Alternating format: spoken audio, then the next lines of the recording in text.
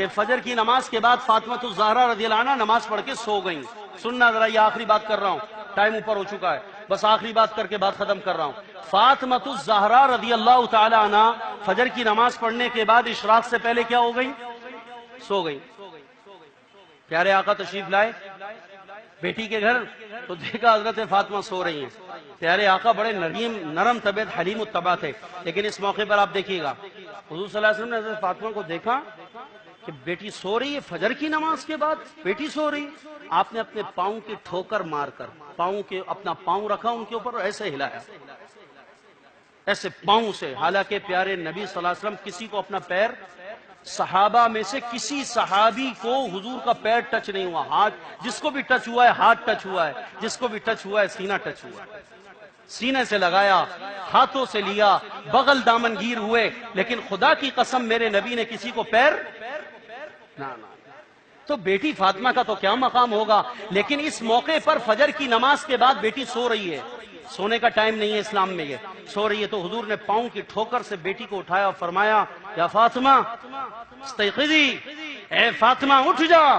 اللہ کی قسم کہ یہ وقت مسلمانوں کے سونے کا وقت نہیں ہے، اور اللہ کے فرشتے اس وقت انسانوں کا رزق لے کر آتے ہیں. جو اس وقت میں سو رہا ہوتا ہے اللہ کے فرشتے اس کا رزق واپس لے کے چلے جاتے ہیں، وہ رزق سے محروم ہو جاتا ہے.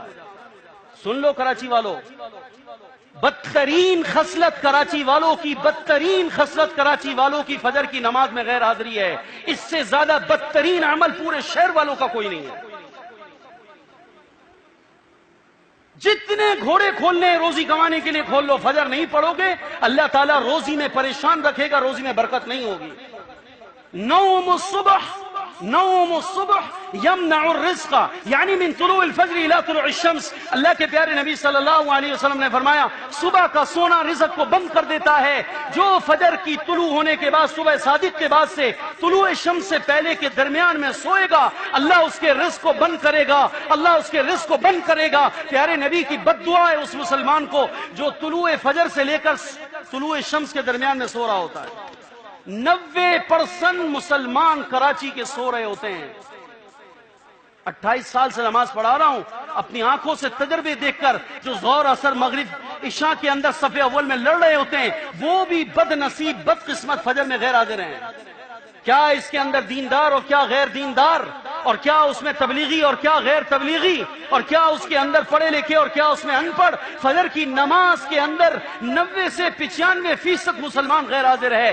اللہ نے صبح کے وقت میں برکت رکھی. پیارے نبی کے ہاتھ اٹھے ہوئے اللہ کی بارگاہ ہے، دیکھو پیارے نبی کا انداز دیکھو. حضور کے ہاتھ اٹھے ہوئے، حضور دعائیں کر رہے ہیں. اس دعا میں پیارے نبی نے اپنی امت کے لیے، میرے آپ کے لیے کیا دعا کری؟ اللہم بارک لامتی فی بکورہا، اے اللہ تو میری امت کے لوگوں کے صبح کے کاموں میں برکت عطا فرما، ان کی صبح میں برکت عطا فرما. اللہ میری امت کو صبح کے وقت میں برکت عطا فرما. خدا کی قسم ہماری برکتیں اللہ نے کب میں رکھی؟ فجر کے وقت میں رکھی. بھائیو فجر پڑھو گے؟ کون پابندی کرے گا صبح میں اٹھنے کی؟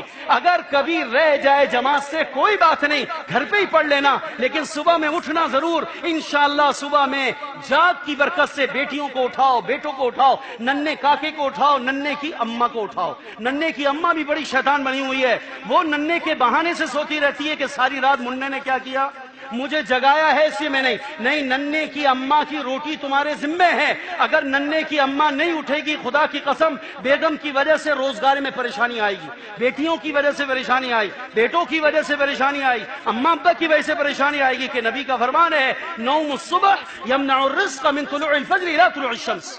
دیکھو الترغیب والترہیب اٹھا کر دیکھو کتاب البیوع، یہ حدیث لائے وہیں پر ہے. امام منذری رحمہ اللہ جہاں پر کاروبار کے مسائل لکھیں، وہاں کاروبار کے اندر چونکہ لگتا ہے آدمی پیسہ کمانے کے لیے، فرمایا پیسہ کمانے کے جذبے سے کاروبار کرنے والوں، نوکریاں کرنے والوں، پہلے اپنے نبی کی ہدایت سن لو. تمہارے کاروبار، تمہارے بزنس، تمہاری نوکریوں میں جب برکت ہوگی جب فجر میں اٹھو گے.